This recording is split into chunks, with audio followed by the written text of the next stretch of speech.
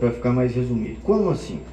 Ele vai ficar aberto para aquelas pessoas que se entenderem inseridas ali, procurarem a empresa por meio de seus advogados para fazer as negociações. Quais são as vantagens, do meu ponto de vista, que seja feito dessa forma? Isso vira um contrato. E o contrato ele é passível de ação de cobrança e de exigibilidade jurídica.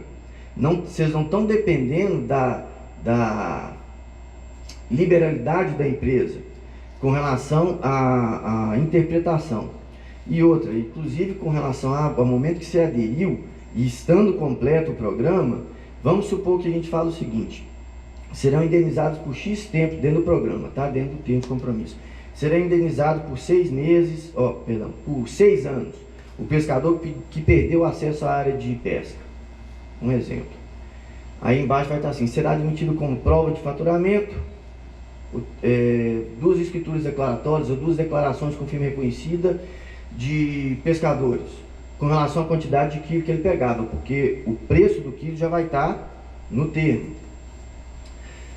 Então, a partir do momento que você procurou a empresa e esses parâmetros já estão fixados, se você apresentou as 2 declarações, deixa de ser uma opção para ela entender que aquilo é ou que aquilo não é, vamos dizer assim, hábil o suficiente para te eleger como uma pessoa passível de ser indenizada. Aquilo já passa a ser uma obrigação, porque o termo passou a ser um contrato de adesão.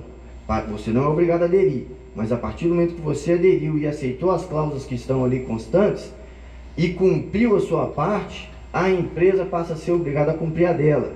Já não deixa de ser opção. E se ela não cumprir? Você já tem um mecanismo judicial para acionar ela, por conta própria. Então eu entendo que a empresa deve atuar a instituição que for criar esse programa, ela deve ir até ali. É uma opinião minha, mas isso nem tem que ser definido agora. A partir do momento que ela for, quando for desenhar, fazer o desenho do instrumento de contratação, é que a população vai ter que votar até onde ela quer que essa empresa vá, com base nesses critérios que eu estou passando. Então ela é necessária para isso. Sem essa instituição, essa lei não tem como, vamos dizer assim, se concretizar. Não tem que ser uma das instituições apontadas pelo Ministério Público, pode ser alguma outra que vier a ser eleita, e pode ser qualquer outra instituição a ser criada, a depender. Se vocês quiserem criar uma associação de moradores para fazer isso por conta própria, é possível, mas como é a anexa que está pagando, inclusive, todos os parâmetros dentro dessa, vou reiterar aqui, inclusive o Ministério Público já esclareceu, confirmou o que eu tinha falado já nas outras reuniões. Esses parâmetros vão ser criados por vocês. Então, um dos itens que vocês podem exigir, que já está na lei, é o pagamento dessa assessoria técnica, da sucumbência dos advogados de vocês, ou seja, a assessoria de advocacia que vocês escolherem individualmente, ela vai ser gratuita em tese. E mais gratuita ainda, porque a partir do momento que isso for um processo judicial homologado, igual o próprio, assim, eu informei isso para todo mundo, e o membro do Ministério Público ficou surpreso quando ele percebeu que ele não tinha pensado nisso antes. Lá no dia ele falou: nunca tinha pensado nisso. E confirmou que, se for homologado judicialmente como indenização, ninguém paga imposto de renda. Se isso for feito fora de homologação judicial, não estou falando que deixe de ser indenização, mas é questionável pela Receita Federal, porque aí o auditor fiscal, caso vocês caiam na malha fina, ele vai ver que existiu um acordo entre particulares.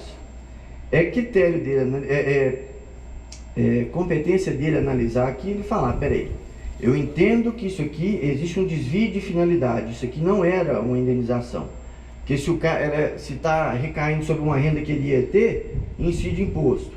Ele ia analisar se existe o fato gerador ali, e se ele entender que existiu o fato gerador e que ele é tributável, ele vai tributar. Porém, se for feito por meio de homologação judicial e o juiz homologou o acordo, entendendo ali que não existiu um desvio de finalidade naquele acordo, aí fica inquestionável por parte em tese, fica inquestionável por parte da Receita Federal, que aquilo não seria, por exemplo, uma indenização.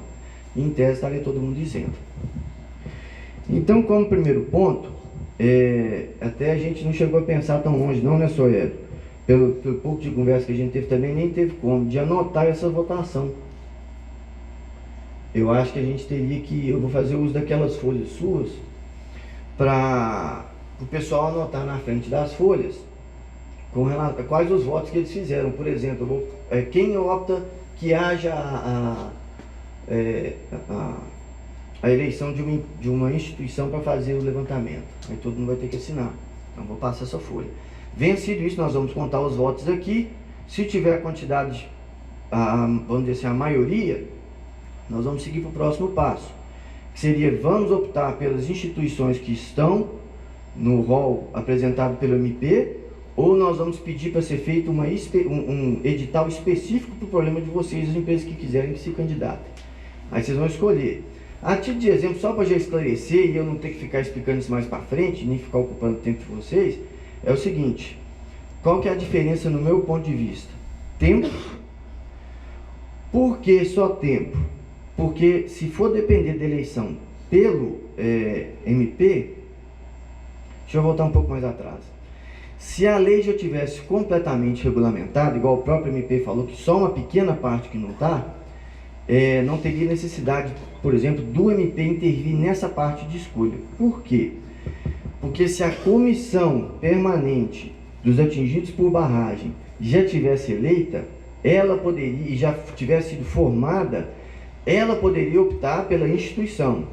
E ela, por exemplo, poderia escolher os requisitos dessa instituição, dando um exemplo.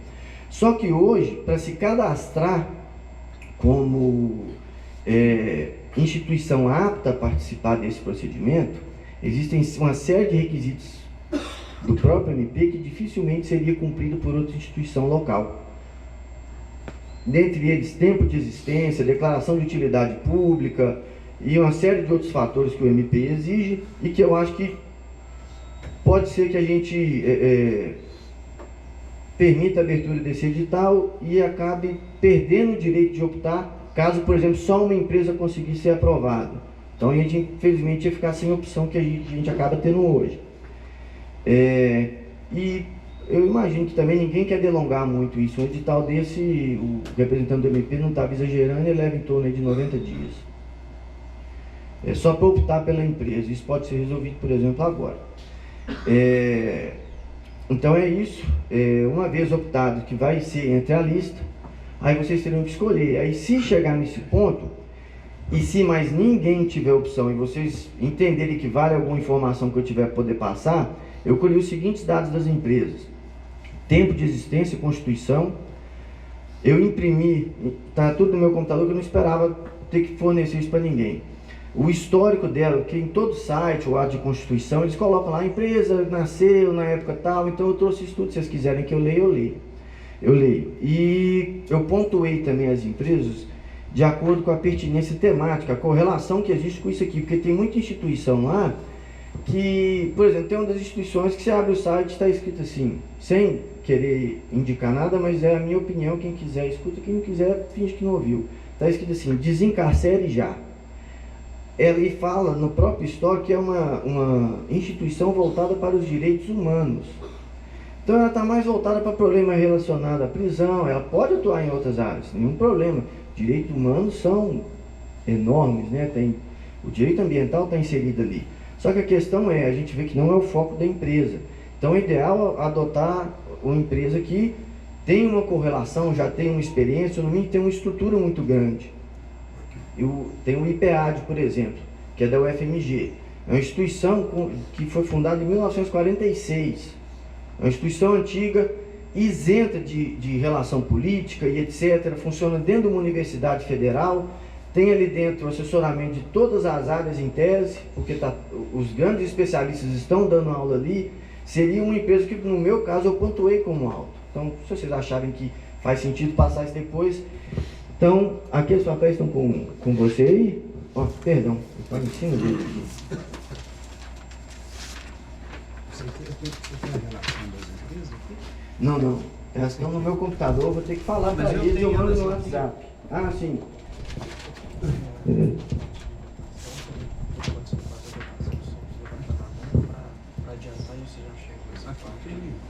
Pode ser sim. Talvez fique mais fácil. Verdade. Ô Bruno, não. Eu vou fazer votação por votação, porque senão a pessoa levanta a mão e depois eu falo alguma coisa e ela desiste, aí ela já não assina a ata. Então, eu vou pedir para cada um votar por escrito. Por exemplo, o meu irmão tinha muito interesse em estar aqui, ele não pôde vir. Ele me deu uma procuração para mim obter a votação no lugar dele. Eu posso fazer isso? Pode, você teria condições só de mandar. Ah, tá aí. A gente tira uma foto, escaneia, eu mando para algum representante do grupo, eu ponho, coloco lá no grupo, anexo ela aqui. Você tem cópia dela aí ou só a Só a original? original mesmo. Eu escaneio, a gente pega a assinatura de duas testemunhas aí para aferir a validade dela e eu tiro uma cópia e anexo e deixo guardado. Ô gente, mais uma vez, eu estou tomando a frente aqui, porque eu percebi lá no dia, na hora que eles perguntou, que se eu não tivesse oferecido o som, ninguém ia oferecer. E eu tenho a impressão que não é possível que ninguém que conheça ninguém que tenha um som para emprestar.